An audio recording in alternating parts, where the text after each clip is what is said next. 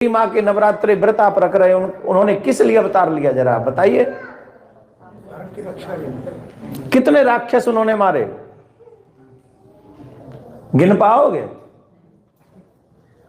इतने राक्षसों का वध देवी माँ ने किया। किस लिए किया? जिससे तुम और हम आराम से मानव जीवन जी सके। अगर वो राक्षस आज होते तो हम नहीं होते, अगर हम होते तो राक्षस होते, दैत्य होते। अगर माता रानी ने उन राक्षसों का वध न किया होता तो। उनका तो एक ही अनाउंसमेंट है, कोई भी यज्ञ नहीं करेगा, कोई भी देवी देवताओं की पूजा नहीं करेगा, कोई भी देवताओं को बलिष्ठ नहीं करेगा, सब हमारी पूजा करो। इसका मतलब क्या है?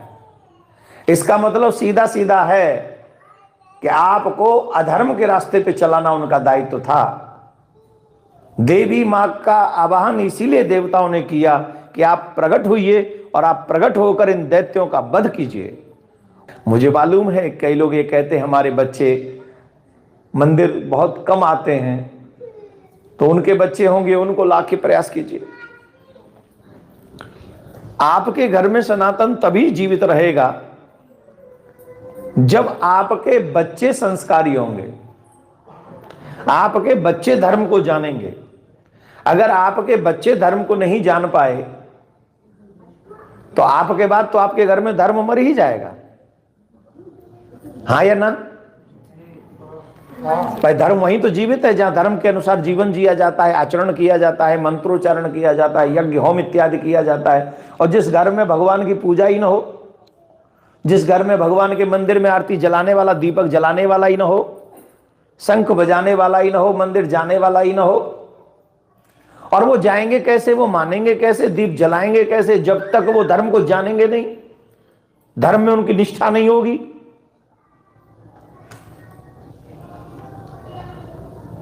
भगवान हो, देवता हो या देवी हो,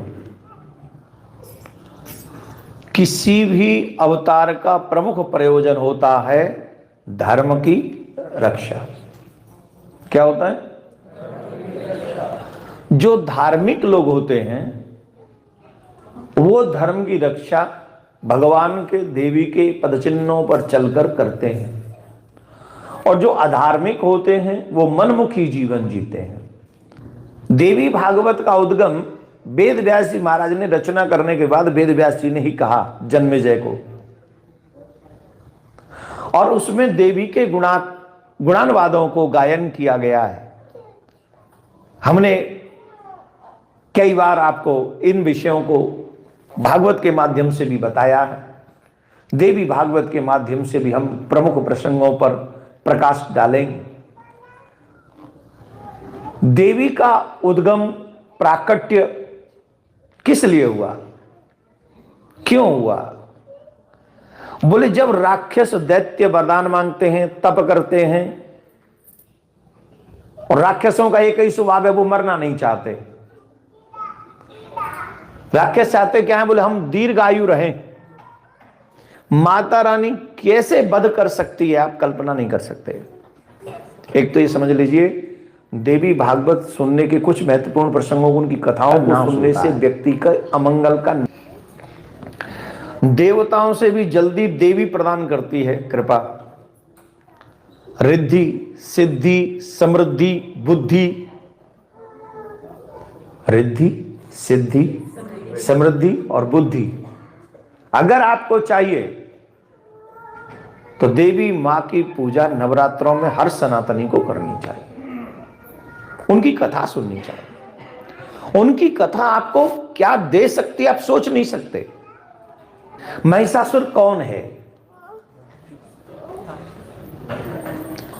महिषासुर किसका पुत्र है, और इसका नाम महिषासुर कैसे पड़ा? बताएं, बताएं। नवरात्रे हैं, सुन लो।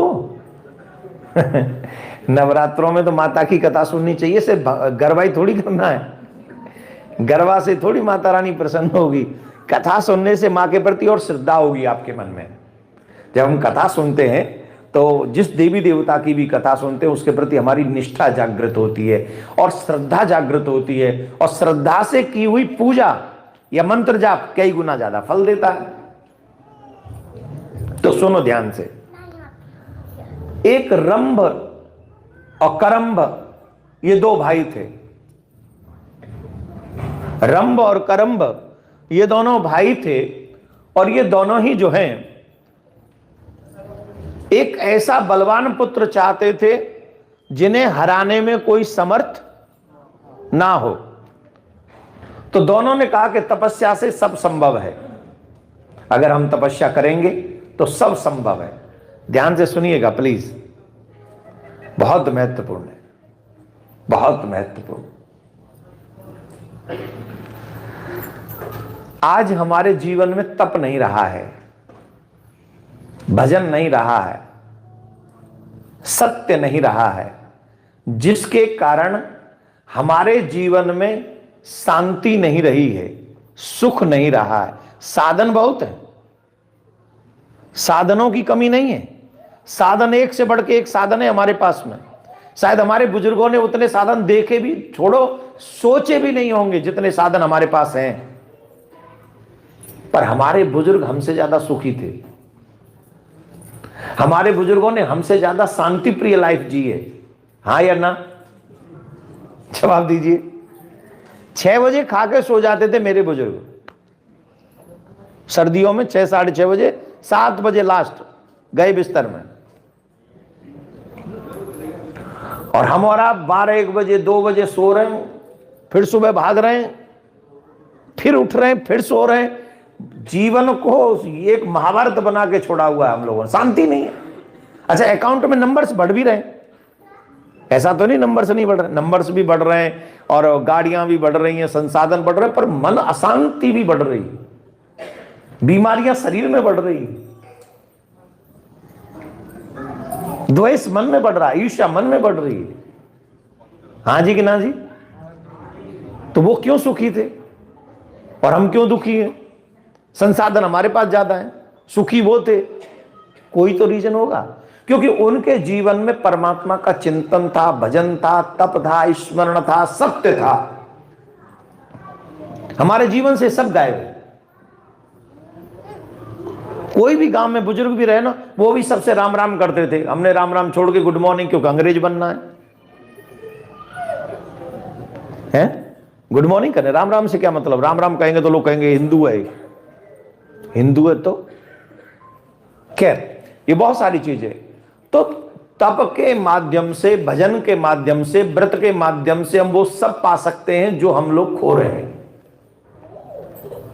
रंभ और करंभ ने समझा कि तप जब तक नहीं होगा बात नहीं बनेगी, तो उन्होंने तप करना प्रारंभ किया। करंभ ने जल में तप किया और रंभ ने अग्नि को चारों तरफ परकोटा बनाकर उसने तप किया, अग्नि का परकोटा चारों तरफ से। अब इंद्र को यह बात पता चल गई कि दोनों जने, दोनों भाई जो है तप कर रहे हैं और ऐसा पुत्र चाहते हैं जिससे वो पूरे विश्व में विजय प्राप्त कर रहे हैं, ऐसा पुत्र चाहते हैं। तो इंद्र को भी, देवताओं को भी तप अच्छा नहीं लगता। कई बार जब सीमा क्रॉस होने लगे तो वो भी चाहते हैं कि तपस्या भंग होनी चाहिए, नहीं तो हम पे ही भारी पड़ेगा ये। और जो इंद्र तो और ज्यादा परेशान हो जाता है, क्योंकि कोई अच्छा तप कर ले तो भगवान 1 सेकंड में कहते तुमको इंद्र बना देंगे अगले मनमंत्र में। तो इंद्र को लगता है गई कुर्सी। आप लोग हमारे भारत में देखें, भारत में कोई भी नेता ये नहीं चाहेगा कि हम जैसा नेता कोई आ जाए, हमसे अच्छा नेता आ जाए, हमारे क्षेत्र में कोई एमएलए अच्छा हो जाए, हमारे क्षेत्र में कोई एमपी वाला काम अच्छा करने वाला हो जाए। कोई चाहेगा? जवाब दो, क्यों नहीं चाहेगा? अच्छा आदमी आएगा तो जनता का विकास करे तो भाड़ में जाए जनता। हमारा विकास तो रुक जाएगा अगर हमसे अच्छा कोई आ गया तो। कोई एमएलए एमपी नहीं चाहेगा कि हमसे अच्छा काम करने वाला आ जाए। यहां की तो बात छोड़ो, तो संसार ही है, स्वर्ग में भी सिस्टम नहीं है। इंद्र भी नहीं चाहता कि यहां कुर्सी पे आने वाला कोई आ जाए, बोले वहीं तक रहो, खाओ पियो आनंद करो, ज्यादा तप नहीं।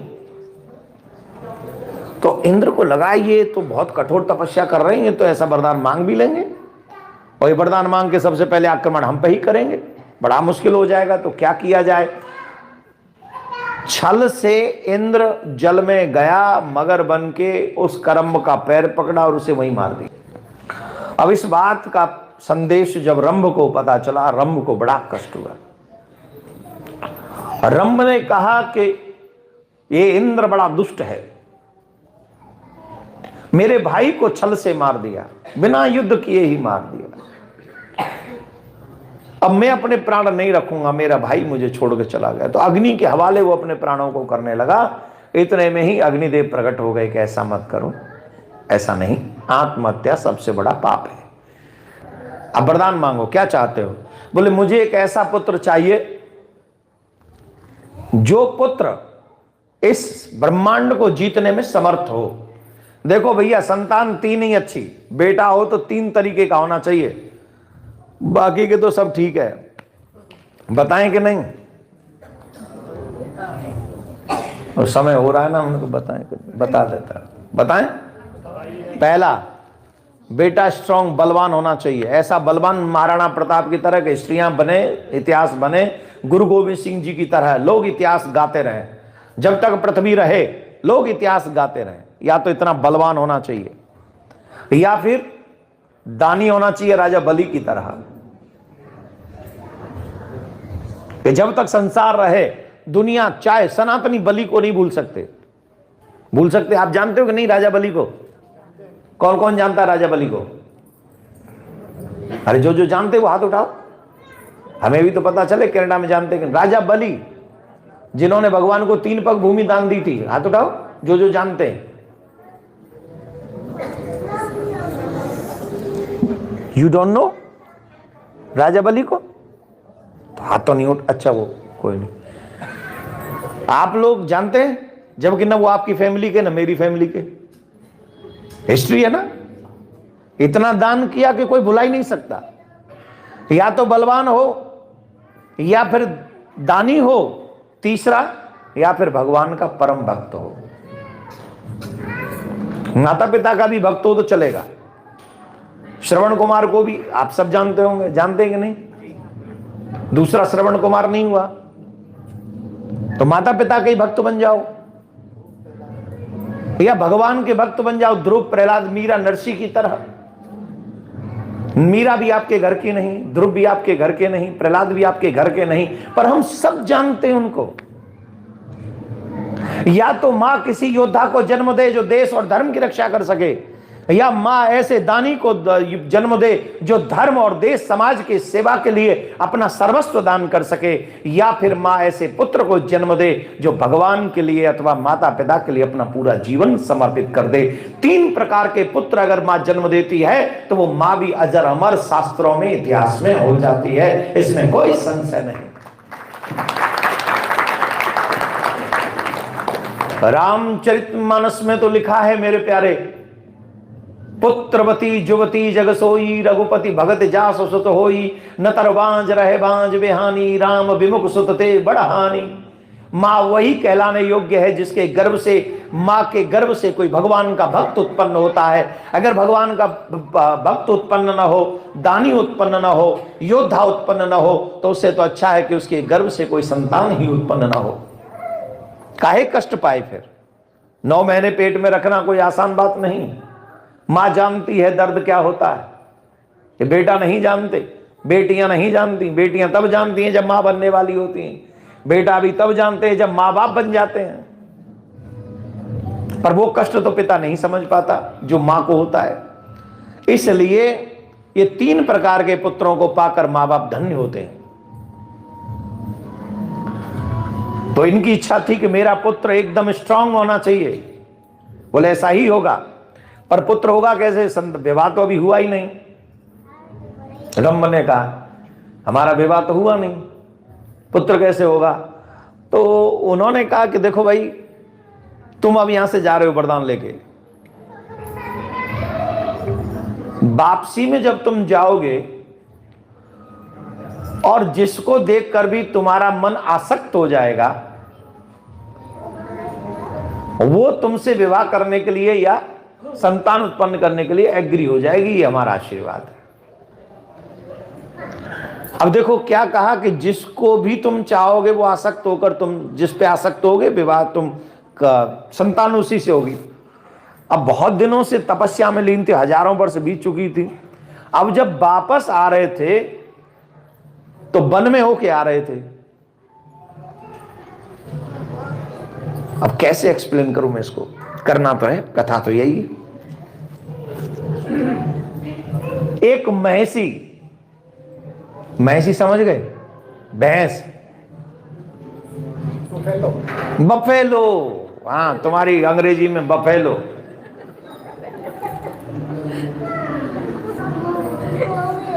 बफेलो बहुत सुंदर खड़ी थी महिषी, उसे देखकर रंभ आसक्त हो गया उसे देखकर। अब ये भी प्रारब्ध होता है, सब संयोग होते हैं। तो एक बात तो ये समझ लो कि कोई मानव जाति इस बात का घमंड न करे कि सिर्फ मानव ही सुंदर होते हैं, बफेलो भी सुंदर हो सकती है। तो कोई अगर ये समझे कि सिर्फ मानव ही सुंदर है तो ये आपका अज्ञान है। पशु भी बहुत, अच्छा आप लोग हंस रहे हैं मेरी बात पे ना, चलो बताओ तुम्हारे नेत्र सुंदर हैं तो तुमको क्या कहा जाता है? कौन सी? जोर से बोलो। तो मृग नैनी क्यों, मनुष्य नैनी क्यों नहीं कहते? और वो मृग कौन है? पशु, पशु है। और तुम कौन हो? मनुष्य। और तुम्हारे नैन कैसे हैं? मृग नैनी, मतलब तुम पशुओं जैसे नेत्र वाली हो। कहते हैं कि नहीं कहते हैं? हाँ जी। और जिसका कंठ अच्छा हो उसको क्या कहते हैं? कोयल, कोयल कंठा, ये कोयल की तरह। अच्छा कोयल कौन है? तो मतलब पशुओं जैसे आंख है, पक्षी जैसा कंठ है, और सुनो चाल कैसी है? नहीं मोरनी तो कम कहते हैं, हमारे यहां तो हिरनी कहते हैं, हिरनी जैसी चाल। मोरनी समझ लो, मोरनी, मोरनी जैसा नाच। कोई नृत्य अच्छा कर रहा हो गरबा में, क्या मोरनी की तरह नाच है? गरबा कैसा? बोले मोरनी जैसा। और चाल कैसी? हिरनी जैसी। वो तो हो गई ना। अरे बड़ा इंटरेस्ट ले रहे हो यार इसमें। जितनी भी सुंदरता के उदाहरण है वो सब पशु पक्षियों से आ रहे हैं। और सुंदर कौन है? मनुष्य सुंदर है। अरे यार जाओ, कमाल की बात करते हो, ये गलत। अब महिषी माने बफेलो, बफेलो माने भैंस, वो इतनी सुंदर थी कि वो आसक्त हुआ और उसने जाके बात की, I like you so much. और उस महिषी ने कहा आई हैव नो प्रॉब्लम। वो आज की भैंस नहीं थी, वो उस समय की भैंस थी। शायद वो भी समृद्ध और इस प्रसंग को आप सुनेंगे तो हम मनुष्यों को शर्म आ जाएगी इस भैंस का चरित्र सुनकर।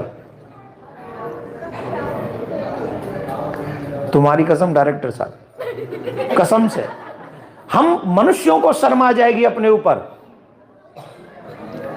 अभी वो महिषी है, भैंस है, शायद हमको इसलिए हंसी आ रही है, लेकिन चरित्र सुनो उसका। उस महिषी ने एज ए हस्बैंड उस रंभ को एक्सेप्ट किया और वहीं रहने लगी, वो भी वहीं रहने लगा उसके साथ। वो प्रेग्नेंट हुई, गर्भवती हुई। जब उसका गर्भ बहुत समय कंप्लीट होने वाला था, उसी समय क्या हुआ, उस वन में रहने वाले एक भैंसे को, महिष को, भैंसे को उस पे मन हुआ, आकर्षित हुआ, तो वो उसके पास जाने लगा। तो रंभ ने उसे रोका कि शी इज माई वाइफ। तो वो मैं भैंसा था, वो कोई साधारण तो था नहीं, उसने अचानक से प्रहार किया सींगों से और सीधे रंभ के पेट में। ही वॉज कौन? खत्म। बहुत बुरा लगा। अब वो भैंसा फिर उसे पाने के लिए बढ़ा, तो वहां से कुछ यक्ष निकल रहे थे। तो उन्होंने देखा कि महिषी गर्भवती है और ये इसको परेशान कर रहा है, तो उन्होंने उसको भगा दिया, यक्षों ने।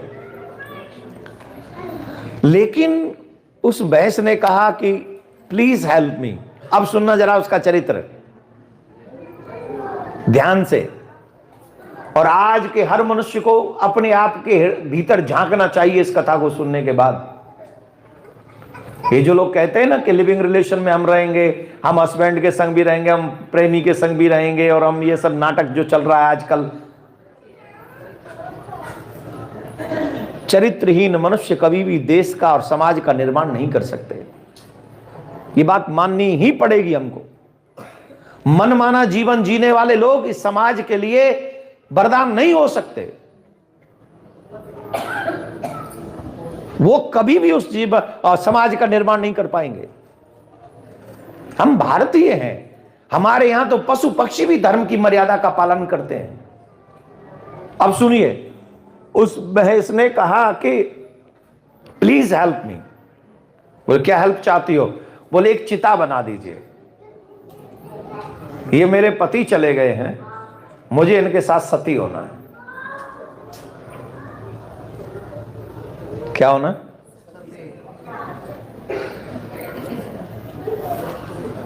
यक्षों ने चिता बनाई और वहीं पर रंभ का शव रखा गया, और उसी चिता में वो जब जाने लगी तो उसके बच्चों का जन्म हुआ। महेश के गर्भ से जन्म लेने के कारण वो महिषासुर हुआ, क्योंकि रंभ का रक्त था और महेश के गर्भ से आया, तो वो मनुष्य का शरीर भी धारण कर सकता था, वो भैंसे का भी रूप धारण कर सकता था, इसलिए वो महिषासुर हुआ। और रक्त बीज भी शास्त्रों में कई जगह आया कि उसी के बाद में वो तुरंत हुआ, 2 बच्चे हुए, और उसने बच्चा वो उनको जन्म देके उसी चिता में वो समा गई। ये पशुओं का धर्म है।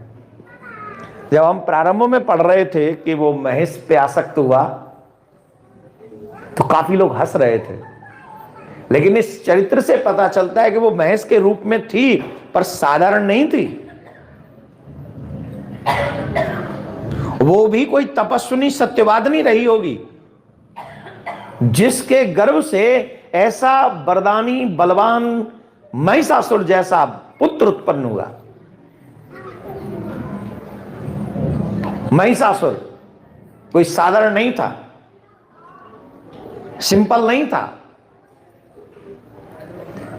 महिषासुर के नाम से ही पृथ्वी कांपने लग जाती थी, ऐसा बलवान योद्धा था। उसने ब्रह्मा जी की तपस्या की, कठोर तपस्या की। युवा बच्चे एक बार फिर से सुन ले,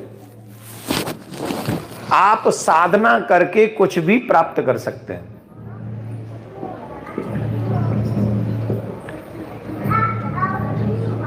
नवरात्रि के दिनों में कोई भी साधना अगर हम लोग करते हैं, सबसे ज्यादा पावरफुल मंत्र है नवार्ण मंत्र। रात्रि में स्नान के बाद लाल आसन पर बैठकर दीपक जलाकर वैष्णव अगर अपने गुरु मंत्र का जाप करें, या फिर माता रानी को मनाने के लिए नवार्ण मंत्र का जाप करें, जितने भी हो जाएं, जितने भी हो जाएं, जितने भी हो जाएं, लेकिन नियम बना ले कम से कम रात में 1.5-2 घंटे भजन करना है दीपक जलाकर। तो जो भी मंत्र आप जाप कर रहे हैं, उस मंत्र का जो फल है, जो सिद्धि के बाद मिलता है, वो तुरंत आपको मिलना प्रारंभ हो जाएगा नवरात्रों के बाद में। एक तरीके से उसका पुष्प चरण, एक मंत्र सिद्ध हो जाएगा, आपको पुरस्चरण हो जाएगा उसका। और नवार्ण मंत्र सिद्ध होने पर आपके चारों तरफ से सुरक्षा कवच बन जाता है, जैसे आग का गोला। आपके ऊपर कोई कितना भी प्रहार करता रहे, वो क्या बोलते हैं उसको, बैकफायर करेगा, उसी के ऊपर जाएगा, तुम्हारा कुछ नहीं बिगाड़ सकता वो। ये सब आपको साधनों से, तपस्या से। अच्छा, इतनी तपस्या तो हम कर ही सकते हैं, 1.5-2 घंटे बैठ के मंत्र जाप नहीं कर सकते 9 दिन। अभी भी कितने लोग ऐसे हैं जो अन्न नहीं खा रहे 9 के 9 दिन, बिना अन्न के रहते हैं। ऐसा भी हम कर सकते हैं, पर इन साधनों से हमारा हृदय स्ट्रांग होता है, हमें बल मिलता है, हमें शक्तियां मिलती हैं, हमें पावर, और जिनको हम देख नहीं सकते वो शक्तियां हमारी हेल्प करती है। बोलो राधे राधे, जोर से बोली राधे राधे। तो हम सबको चाहिए ऐसी, ब्रह्मा जी की घोर तपस्या करी। एक चीज समझिए कि महिषासुर तप करके ब्रह्मा जी से क्या मांग रहा है, क्या मांग रहा है तप करके, कि मैं किसी देवता के हाथों से मारा न जाऊं। कोई देवता, कोई मनुष्य, कोई नाग नर किन्नर गंधर्व मुझे मार ना सके। ब्रह्मा जी बोले लाला ऐसा मत करो, इस संसार में जो आए हैं उन्हें एक दिन तो मरना पड़ता है, तो ऐसे तो अमर तो कर नहीं सकते, कोई ऑप्शन तो छोड़ो। तो उसने कहा कि ठीक है, कोई स्त्री को देख लेंगे, स्त्री को हम छोड़ देते हैं, क्योंकि उसे पता था जब देवता ही नहीं मार सकते, नागनर गंधर्व किन्नर नहीं मार सकते, तो स्त्रियां क्या कर सकती हैं। पाकर अहंकारी हो गया महिषासुर, और उस वरदान को पाने के बाद उसने उस वरदान का मिसयूज किया। मिसयूज माने उस पावर का, जानता था कि देवता मुझे मार ही नहीं सकते, अब क्या करे। कई लोग होते हैं ना जिन्हें पोस्ट मिल जाती है वो मिसयूज करते हैं, पद मिल जाता है, मनी मिल जाती है। अच्छा बोले आप पैसे का मिसयूज करते हैं कि नहीं? जो लोग ड्रिंक कर रहे हैं पैसा पाने के बाद वो मिसयूज कर रहे हैं, जो जुआ खेल रहे हैं पैसा मिल जाने के बाद वो मिसयूज कर रहे हैं, जो पार्टी करते रहते हैं रात रात भर वो उस पैसे का मिसयूज, पैसे का भी मिसयूज, टाइम का भी मिसयूज, जीवन का भी मिसयूज। कोई भी चीज मिल जाने के बाद में उसका मिसयूज नहीं, उसका सदुपयोग, राइट यूज करना चाहिए। अब इसने मिसयूज किया, महिषासुर ने, जानता था कि देवता मुझे मार नहीं सकते, तो देवताओं के ऊपर आक्रमण किया, चढ़ाई की देवताओं के ऊपर, स्वर्ग छीन लिया देवताओं का, और इतना मारा देवताओं को, सब भाग गए, स्वर्ग छोड़ के भाग गए। क्या इंद्र, क्या सूर्य, क्या चंद्र, क्या वरुण, सबको भगा दिया। देवता त्राहिमाम त्राहिमाम त्राहिमाम करने लगे। ब्रह्मा जी के पास गए, शंकर भगवान के पास में गए, हे महाराज हमारा क्या होगा, हम क्या करें। अब जो जो देवता जाए वो सबको परास्त करे,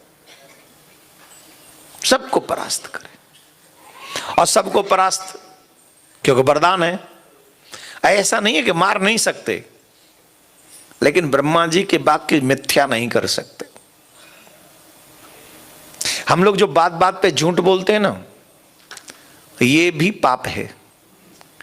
जितनी बार हम झूठ बोलते हैं उतना ही हमारे घड़े में एक पाप और बढ़ जाता है। हम लोग प्रारंभ में समझते नहीं इससे क्या होगा, घड़ा बढ़ेगा और क्या होगा, एक पॉइंट और ऊपर आ जाएगा। जैसे आपके यहाँ वो नहीं गाड़ी चलाते हैं तो वो टिकट मिलती है तो पॉइंट कटते हैं तो यू नो वेरी वेल क्या क्या होता है। वैसे ही वहां पॉइंट बढ़ते हैं, हर झूठ पे पॉइंट बढ़ते हैं पाप के घड़े में। और मुझे कष्ट तब आता है कि मनुष्य अकारण ही झूठ बोल रहा है, कोई कारण नहीं है, कोई कारण नहीं, फिर भी झूठ बोल रहा है, अपना ही लॉस कर रहा है, और झूठ बोलकर दुनिया को पागल बनाकर अपने आप को इंटेलिजेंट समझ रहा है। वो समझता है कि मैंने दूसरों को पागल बना दिया झूठ बोल के, और सच क्या है, उसने अपने आप को ही पागल बना रहा है, वो खुद ही अनभिज्ञ है। इसका दुष्परिणाम क्या होगा? तो हमें मिथ्या भाषण नहीं करना चाहिए, बिल्कुल भी नहीं। महिषासुर अपनी पावर का दुरुपयोग कर रहा है, और जो भी देवता उसके सामने जाता है, क्योंकि भगवान विष्णु क्या नहीं कर सकते, लेकिन सामने जा रहे हैं, लड़ रहे हैं, भिड़ रहे हैं, उसके बावजूद भी उसे मार नहीं रहे। क्यों नहीं मार रहे? क्योंकि वरदान मांग रखा है कि मैं किसी देवता से मरूं ही ना। शंकर भगवान भी नहीं मार सकते। तो सब देवताओं ने निश्चय किया कि भाई अब करें क्या, ये मरेगा कैसे? मरेगा नहीं तो स्वर्ग खाली नहीं करेगा, और स्वर्ग खाली नहीं करेगा तो हम लोग ऐसे ही कंदराओं में भटकते रहेंगे, कष्ट पाते रहेंगे। क्या करें? तो ब्रह्मा जी ने कहा, देखो हमने कहा है कि तुम किसी देवता से नहीं मरोगे, किसी मुनि से नहीं मरोगे, मनुष्य से नहीं मरोगे, नाग नर किन्नर इन सब से नहीं मरोगे। इसने एक ही चीज को छोड़ रखा है। बोले क्या? बोले स्त्रियों से कोई प्रॉब्लम नहीं, नारी से कोई प्रॉब्लम नहीं। तो अब कोई ऐसी शक्ति जागृत हो जो शक्ति में भी संपन्न हो और फिर इससे लड़ भी सके, और मर तो जाएगा ही जाएगा, वरदान में तो वो छोड़ा ही हुआ है। तो सभी देवताओं ने अपने तेज को एक जगह पर एकत्रित किया। देवताओं का तेज एक जगह संग्रहित हुआ, और जब एक जगह संग्रहित हुआ तो वहां जगदम्बा दुर्गा का प्रादुर्भाव हुआ है। बोलो दुर्गा मैया की। ऐसे मां का प्राकट्य हुआ। नवरात्रि व्रत करके माता की कथाएं न सुनी जाएं तो मां में और श्रद्धा कैसे होगी? तो उन देवताओं ने सभी अपनी अपनी एनर्जी को, तेज को एक जगह संग्रहित किया। वहां मां भगवती का प्रादुर्भाव हुआ, और वहां भगवती का प्रादुर्भाव हुआ तो सबने अपनी अपनी शक्ति मां दुर्गा को दी। भगवान शिव ने अपना त्रिशूल मां दुर्गा को दिया, विष्णु भगवान ने अपना चक्र दिया, ब्रह्मा जी ने, इंद्र ने अपना वज्र दिया, वरुण ने शंख दिया, अग्नि ने अपनी शक्ति दी, और सभी देवताओं ने अपने अपने अपने अपने अस्त्र मां देवी को प्रदान किए। माता ने वो शक्ति ली, सिंह पर सवार हुई, और सिंह पर सवार होकर, कथा बहुत बड़ी है, उस महिषासुर को ललकारा और महिषासुर से कहा कि अगर सामर्थ्य है तो युद्ध में सम्मिलित हो। वहां एक दूत ने उनको देखा, एक दूत ने देखा तो वो गए। दूत ने जाके महिषासुर को कहा कि बहुत सुंदर एक युवती है जो राज्य के वागान में आई है, राज्य के वागान में आई है। महिषासुर कहता हमें क्या मतलब? बोले महाराज आप ये समझ लो कि उससे जैसा सुंदर कोई हो नहीं सकता। ये स्त्री रत्न है, आपको अपने राज्य में रखना ही चाहिए, अपने महल में रखना चाहिए। इतना सुंदर स्त्री हमने आज तक नहीं देखा। तो फिर महिषासुर ने मैसेज भेजा, जाओ उनको कहो कि हम मिलना चाहते हैं। देवी के पास में मैसेज गया, देवी ने कहा देखो हमें किसी से मिलने में, हमको हमारे आनंद में रहने दो। बोले यहाँ के राजा हैं, और राजा हैं वो जो है आपको महल में रखना चाहते हैं, प्रसन्न है आपके ऊपर बहुत। उन्होंने कहा देखो यहाँ के राजा हैं, हमें तो पता नहीं, लेकिन एक बात तो है, हमने बचपन में ही ये प्रण कर लिया था, जो युद्ध में हमें हरा दे, जो युद्ध में हमको हरा दे और हमारे अभिमान को ठंडा कर दे, हम उसी से विवाह करेंगे, अगर सामर्थ्य है तो आओ। तो दूत ने जाके महिषासुर को यह संदेश दिया, और जब महिषासुर को यह संदेश दिया तो महिषासुर को बड़ा बुरा हुआ, उसका ईगो हर्ट हुआ, और वो युद्ध करने के लिए पहुंचा। अब युद्ध की कथा हम सुनाएंगे तो बहुत बड़ी है, बहुत भयानक युद्ध हुआ। भयानक माने बहुत भयानक युद्ध हुआ। ऐसे भयानक युद्ध में कभी वो हाथी बन जाता, कभी वो भैंसा बन जाता, कभी वो सिंह बन जाता। अनेक रूप बना बनाकर वो माता के साथ युद्ध करने लगा। और मां ने भी जिस रूप में आया उस रूप में उसके अरमान ठंडे किए। अंत में मां ने त्रिशूल लेकर उसके सीने में गाड़ दिया, जिससे महिषासुर का वध हो गया, और माता रानी का एक नाम हुआ महिषासुर मर्दनी। बोलिए महिषासुर मर्दनी मैया।